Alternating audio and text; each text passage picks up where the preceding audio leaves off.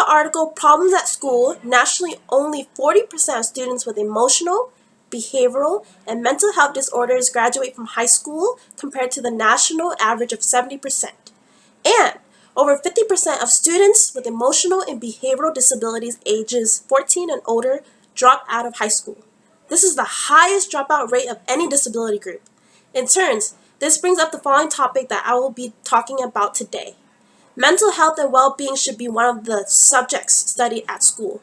After countless hours of extensive research, I believe that I am adequately knowledgeable on this particular topic. When it comes to mental health disorders and an unwell sense of well-being, they will play a major role in classroom learning and social interactions. Specifically, they would both affect classroom learning and social interactions because they are both vital, determining factors that would either result in a student's unsuccess or success.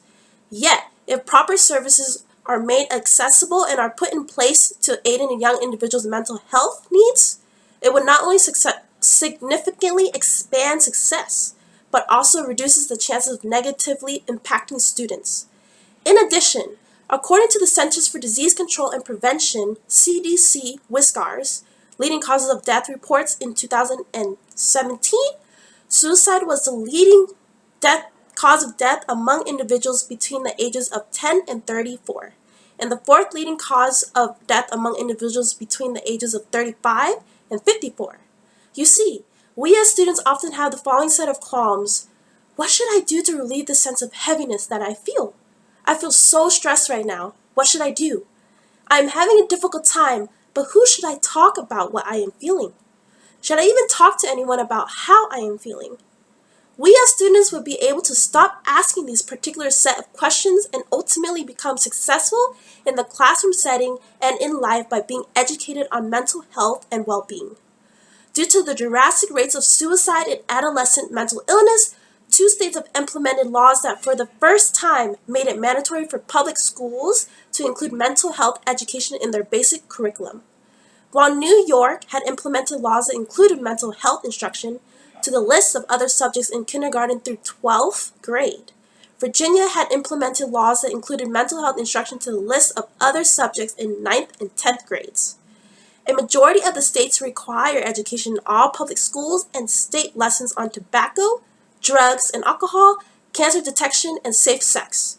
We instruct students on how to draw out signs of cancer and how to steer clear of accidents, but we do not instruct them on how to recognize symptoms of mental illness.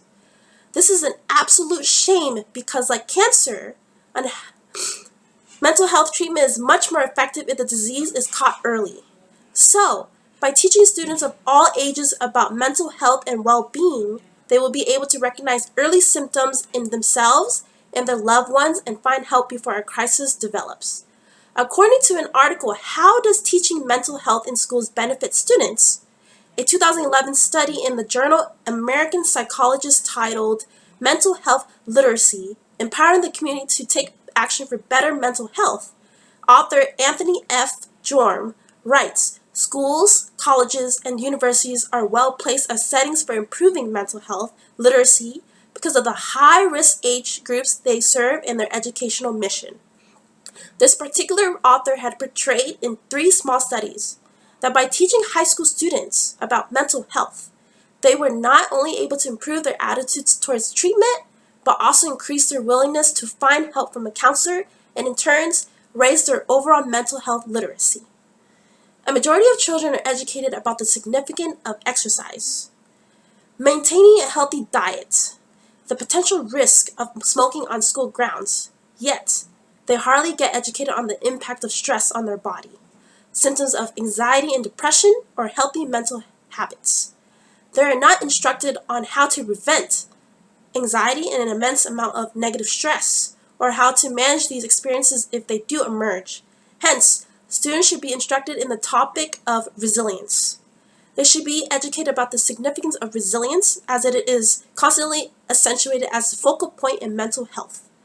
Resilience and well-being would tie in together as they are strongly impacted by 2 core detriments of mental health.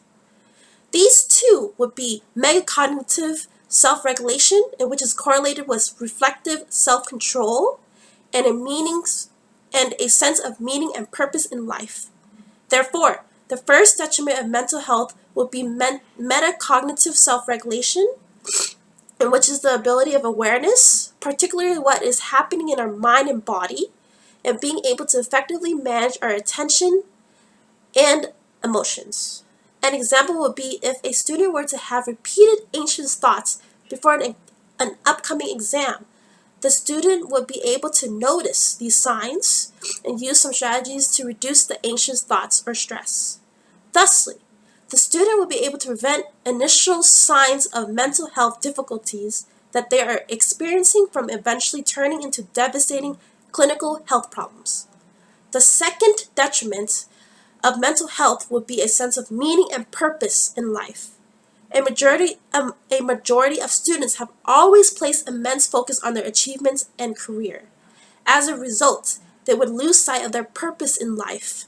So, instead of placing most of their attention towards their achievement and career, they should find a deeper meaning and purpose in connecting with something bigger, such as religion, spiritual self-exploration, etc. Significantly, by strengthening such practices of cognitive self-regulation and having a sense of meaning or purpose in life, it would not only play a major role in well-being, but it would also substantially improve academic performance.